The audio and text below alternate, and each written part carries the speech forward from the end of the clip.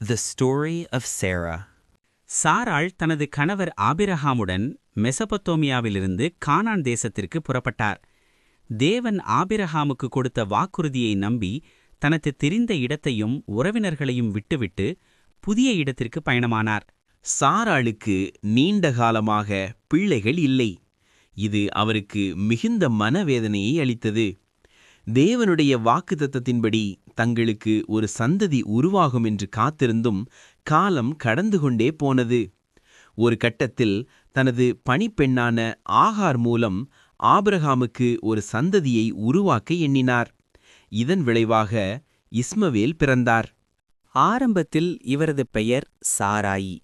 ஆனால் தேவன் ஆபிரகாமுடன் உடன்படிக்கை செய்தபோது திரளான ஜனங்களுக்கு தாய் என்ற பொருளில் இவருக்கு சாராள் என்று பெயரிட்டார்.